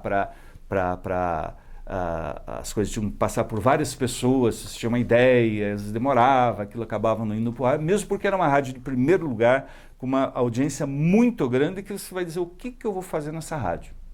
O que eu vou pôr nessa rádio? Essa rádio tem tanta audiência, então não tinha o que fazer, era realmente cuidar de pessoas, fazer algumas programações musicais para alguns horários, chamadas para programas, esse tipo de coisa. Mas a vida é uma coisa muito interessante. Eu não imaginava, não sabia qual é o meu caminho profissional daí para frente, mas aprendi muito. Luiz Carlos Martins, o que nunca ninguém lá atrás me falou, me ensinou a respeito de rádio popular, ele fez. O seu Euclides tinha um conhecimento de rádio popular muito grande, mas o Luiz tinha mais, tem mais. E, digamos assim, eu me dei bem com o Luiz. Eu e o Luiz nos demos bem. Aos pouquinhos ele foi me chamando para participar do programa dele no ar, ler cartas, ler recados, esse tipo de coisa, e ele começou. E nessas oportunidades, por ele sendo um político, ele não tinha muito tempo dentro da rádio, o meu contato com ele era muito pequeno. Então era nesses momentos em que eu ficava com ele no estúdio, lendo uma pessoa que está precisando de emprego, outro que quer vender uma casa, esse tipo de coisa, eu comecei a observar as coisas que ele falava, as dicas que ele dava, e ele realmente é o cara que mais conhece de rádio AM em Curitiba, sem dúvida nenhuma. Aprendi muito, não sabia naquele momento no que eu ia ajudar na minha vida para frente.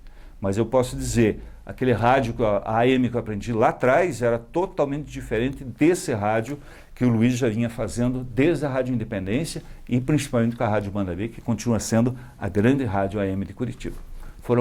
Foi mais um tempo de rádio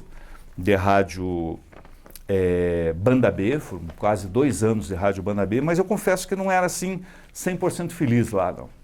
Sabe, eu acho que eu tinha muito mais que criar e acontecer do que simplesmente ser ali um cara que cuidava das pessoas, né?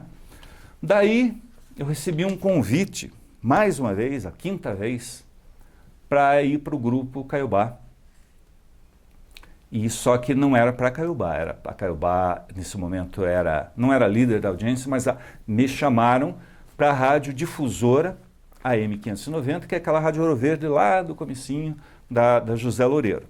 Qual era a ideia? Eles tinham a ideia de tirar o Gilberto Ribeiro, que na época era a maior audiência do rádio de parte de noticiários na Rádio Banda B. Eles já estavam há alguns meses, e eu não sabia disso quando eu estava na Banda B, alguns meses eles já vinham conversando com o Gilberto, para o Gilberto transferir, vir para a rádio difusora AM 590.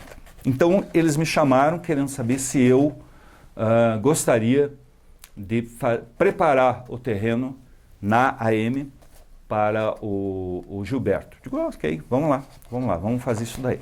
E realmente fiz, muito difícil, diretor da rádio, na realidade, eu era diretor, mas tinha uma pessoa que mandava muito lá dentro, chamado Pirajá Ferreira, que fica aqui marcado, difícil de trabalhar com ele. O profissional sabe dentro daquilo que ele faz muito bem feito, mas eles queriam algo mais que aquilo, de ficar tocando música. Aí começou uma série de desentendimentos e desacertos e tal, foi muito difícil preparar essa rádio difusora 590 para a chegada do Gilberto Ribeiro e um novo estilo de rádio. Passaram-se alguns meses O Gilberto ainda não tinha acertado, a conversa foi longa, foi muito tempo que eles conversaram. Eu recebi uma proposta do diretor da rádio, se eu não queria assumir a Caiobá por um período de 3, 4 meses, porque ele estava sentindo que a pessoa que estava dirigindo a rádio nesse momento, chamado Júlio Carlos Schneider, que o Júlio estava cansado, ele estava querendo dar um descanso para o Júlio e tal, aquele tipo de coisa. Falei, aceito. Mesmo que seja por um tempo, aceito sem problema nenhum. Mas, nas próximas conversas, o Júlio não aceitou descanso, preferiu sair e me passaram novamente para Caiobá FM. E já lá nos anos 80 até 91, foram 7 anos de Caiobá. Voltei para Caiobá. A rádio não era primeiro lugar, a rádio vinha sofrendo uma pressão muito grande de uma rádio de terceiro lugar, ela era segunda na audiência, primeiro lugar era a 98. Começamos um trabalho, foram 6 meses de trabalho, a Rádio Caiobá passou a ser primeiro lugar em Curitiba. Esse primeiro lugar durou 2 anos e pouco. Num mês, a Rádio 98 voltou a nos passar. E no Ibope, como é trimestral, para acertar de novo, você leva 3 meses, até que esse período de 3 meses você feche em questão de audiência, você leva 3 meses para recuperar esse teu trabalho, a tua audiência. Você tem que trabalhar muito para, na somatória dos 3 meses, você voltar a uma posição legal. E isso aconteceu. Depois de 3 meses, a Caiobá voltou para o primeiro lugar. Fizemos grandes coisas. 5 anos se passaram, ela em primeiro lugar. Caiu um mês, no mês seguinte, me tiraram da coordenação. A essas alturas do campeonato, eu já estava aposentado. Estava não por tempo de serviço, é claro, mas por tempo de contribuição. Eu já estava trabalhando há 1 ano e pouco aposentado. Eu achei uma grande sacanagem, depois de 5 anos, simplesmente dizer, não, vamos pôr um outro coordenador. Dei um tempo, acertei coisinhas que tinha que acertar na minha vida, saí da Caiobá. E fiquei 2 anos, quase 2 anos, exatamente 23 meses sem trabalhar em rádio. Eu tinha descoberto, até por recomendação médica, lidar com cavalo. Descobri um aras aqui em Curitiba e me envolvi com eles e eu, em vez de não estava trabalhando em rádio, eu trabalhava 3 vezes por semana nesse aras, onde eu aprendi a montar e tudo mais, mas trabalhava fazendo de tudo. Para mim foi assim uma limpeza emocional, toda a pressão, toda a chateação que eu tinha passado, que foram 2 anos assim, que eu pude novamente colocar as emoções no lugar, né?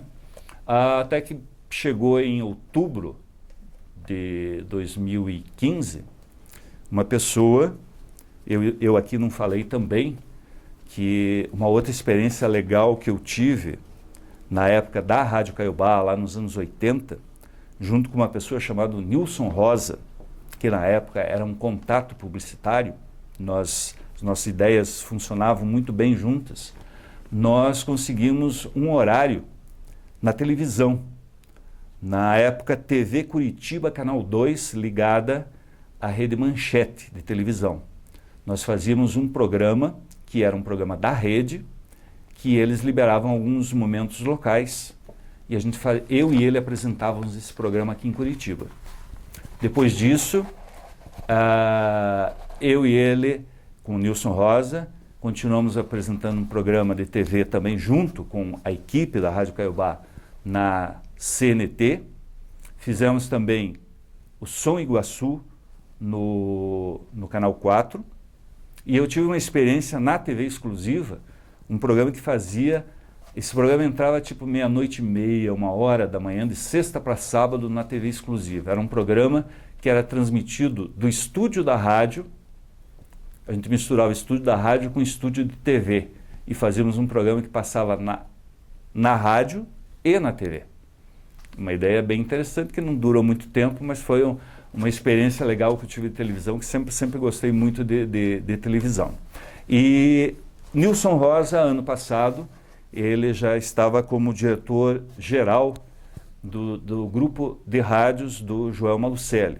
Ele dirigia a Band News, a CBN e a Rádio Globo, que estava largada durante anos, linkada com a programação da Rádio Globo de São Paulo, com poucos horários locais. Quis fazer essa rádio AM novamente acontecer. E eu fui pelo Nilson. Dizer que estava com vontade de trabalhar novamente, com sinceridade não estava, mas pelo Nilson, pelo que nós sempre trabalhamos, nossas ideias sempre funcionaram, eu digo, tá, sempre funcionaram as ideias, eu digo, tá bom, Nilson, vamos fazer essa Rádio Globo. Em um ano fizeram uma transformação muito grande da Rádio Globo, ela hoje é uma rádio que ainda não está dando uma grande audiência, mas hoje tem uma rádio. Uma rádio, e rádio AM precisa de tempo. O público do rádio AM, por ser pessoas mais idosas, elas são pessoas muito resistentes a mudanças. Então, por exemplo, hoje a grande audiência em Curitiba é a Banda B, a segunda grande audiência é a Difusora 590, depois vem a rádio do Padre Reginaldo, tem Colombo, e aí vem nós. Em um ano, esse processo. Então, é um processo muito novo ainda, mas que estamos lá fazendo, estamos batalhando, estamos criando uma rádio de verdade nesse espaço que, pela terceira vez, eu venho trabalhar nesse prefixo, que é o 670. Esse 670 foi o prefixo da Rádio Iguaçu, foi o prefixo da Rádio Cidade e agora, hoje, é o prefixo da Rádio Globo, coincidências ou não. E é essa a minha atividade no momento. Daí, por exemplo, vida recreativa. Eu sempre gostei muito de cinema, eu adoro televisão. Tanto é que hoje no rádio, já há alguns anos, desde Caiobá e hoje na Rádio Globo, eu faço fofoca de TV. Eu gosto de televisão, eu leio pra caramba sobre televisão, eu assisto televisão, é uma paixão que eu tenho. Eu sei, nunca consegui fazer nada assim legal em televisão, mas a imagem me fascina. Então, adoro televisão, adoro cinema, então a minha parte de hobby são essas coisas. Viagens, eu sempre digo o seguinte, lugares legais que eu dormi, shows que eu assisti, comidas maravilhosas que eu comi e lugares no mundo que eu tive a oportunidade de conhecer, isso foi o rádio. Não teria tido outra forma de eu ter vivido todas essas emoções aí, parodiando o programa do Fantástico, essas emoções todas eu vivi através do rádio. O rádio me possibilitou tudo isso. Então, hoje o meu hobby é justamente esse de cavalo, adoro cavalo, monto, adoro estar com animais, adoro estar com cachorro, com todo esse tipo de coisa. Esqueci de falar que o aprendizado lá com o Luiz Carlos Martins na Rádio Banda B, que no momento você não sabe exatamente por que aquilo vai te ajudar na frente, me ajudou um pouco na difusora, na época que eu fui, mas o tempo lá foi muito curto, mas me ajuda muito hoje nesse trabalho da Rádio Globo. Levar o rádio AM, o AM é um rádio assim meio marginalizado pela questão de som, o número de ouvintes é pequeno em comparação com a FM, hoje em dia com redes sociais, pessoas ouvem música em casa, não precisa.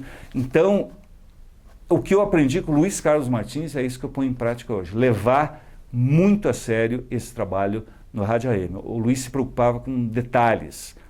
Se a internet caísse, ele em altos brados falava que isso não podia acontecer na Rádio Banda B. Ou uma música entrasse errado, um operador trocasse uma faixa. Então, esse cuidado muito grande que o pessoal da Rádio Banda B, que o Luiz Carlos Martins põe para a equipe dele, eu aprendi, eu realmente trouxe isso e hoje eu tento usar isso na Rádio Globo e que nos dá um resultado legal, aquilo que eu digo. Se tiverem tempo, se derem tempo, ela vai ainda acontecer e vai ficar entre as primeiras em Curitiba, com certeza isso vai acontecer. Então, o meu hobby hoje é os cavalinhos, não me casei, não tive filhos, e vamos ver o que vai acontecer para frente. Não pretendo virar semente no rádio. Essa certeza eu pensei que teria sido definitivo há 2 anos atrás, quando me aposentei. Não foi, mas eu também não quero muito mais tempo. Eu acho que você começa daí, queira ou não queira,